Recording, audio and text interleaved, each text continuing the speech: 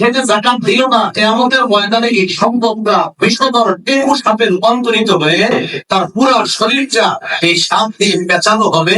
সাপ তার মুখের সামনে কণা ধরে বলবে, আনা কামজুকা আনা মালুকা, আমি তোমার সঞ্চিত সম্পদ, যে সম্পদের জাকাত তুমি দাও নাই, যে অর্থের জাকাত তুমি দাও নাই, আমি সেই সম্পদ। এই জন্য আর্থিক ইবাদতটা আমরা করার চেষ্টা করবো, বলেন ইনশাআল্লাহ। সর্বশেষ আমরা কিছু ইবাদত করি অর্থ দিয়ে এবং শরীর দিয়ে, দুইটা একসাথে, অর্থ এবং শরীর। যেমন হজ করা, আল্লাহ সকলকে তৌফিক দান। কি করা? হজ করা। হজ করতে টাকা লাগে কি? শরীর লাগে। তবে হজ করতে টাকাও লাগে, শরীরও লাগে। এটার নাম আর্থিক এবং শারীরিক ইবাদত। এবছর যারা হজের উদ্দেশ্যে রওনা করেছেন, এবছর যারা এই মুহূর্তে আল্লাহ ঘরের মেহমান হওয়ার জন্য সৌদি আরব অবস্থান করতেছে, যারা যাবে, আজকেও গিয়েছে, আগামীকাল যাবে, এইভাবে আরো কয়েকদিন ফ্লাইট হবে, যেতে থাকবে, আমরা তাদের জন্য দোয়া করবো।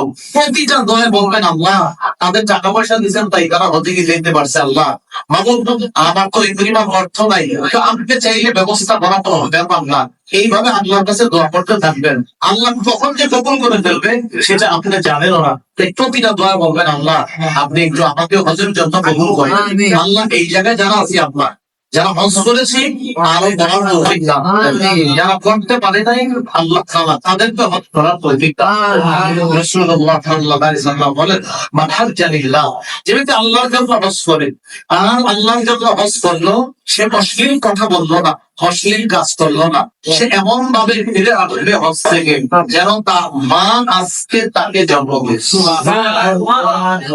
দেখি পরীক্ষা নেই, কয় মাধ্যমে ইবাদত করি? এক কি দিয়ে? দুই নম্বর কি দিয়ে? তিন নম্বর, চার নম্বর অর্থ সম্পদ, পাঁচ নম্বর অর্থ সম্পদ এবং শরীর দিয়ে। বলেন তো উপকারিতা লাভের দিন থেকে ইবাদত কয় প্রকার? এক নম্বর নিজে ইবাদত করে উপকার লাভ করা, দুই নম্বর অন্যের সাহায্যে ইবাদত করে উপকার লাভ করা। মনে থাকবেন ইনশাআল্লাহ। বলেন তো এই ফিতনা ফাসাদের জামায় ইবাদত করা কার কাছে হিজরত করার মতো? সুবহানাল্লাহ, নবীর কাছে হিজরত করার মতো। আচ্ছা, আপনাদের কেউ ভালো একটা ইবাদতের অভ্যাস করলেন, হঠাৎ আপনি অসুস্থ হয়ে গেলেন, আজকে ইবাদতটা করতে পারতেছেন না, আপনার ওই মুহূর্তে কি হবে বলেন তো? মাশাআল্লাহ, সওয়াব লিপিবদ্ধ চলতে থাকবে। এই জন্য প্রিয় ভাইরা, এই যুগে আমরা একবার সুবহানাল্লাহ বলার সুযোগ পাইলে বইলা ফেলে যে সুবহানাল্লাহ, ওই চাইতে একটা অনর্থ কথা বইলা না। একবার সুবহানাল্লাহ বলার সুযোগ পাইলে বইলা ফেলবেন, একবার আলহামদুলিল্লাহ সুযোগ পাইলে বইলা ফেলবেন। কেন? আরো 10 জন মানুষ ওরা আলহামদুলিল্লাহ বলতেছে না, তাই আপনি বইলা ফেলেন। ওরা আল্লাহু আকবার বলতেছে না, আপনি বইলা ফেলেন। জান্নাতিরা গেলে কোনো আফসোস থাকবে না, একটা আফসোস থাকবে, কি? ইস, আমি যদি দুনিয়ার ওই সময়টা আরো কাজে লাগাই দাও, তাহলে জান্নাতে আমার অবস্থানটা এখানে না হয়ে আরো অনেক উঁচুতে অবস্থান। জান্নাতীদের একটা আফসোস থাকবে, কি? আমি আরেকটু উঁচুতে আমার অবস্থান হতো। তো তোমার হয় নাই কেন?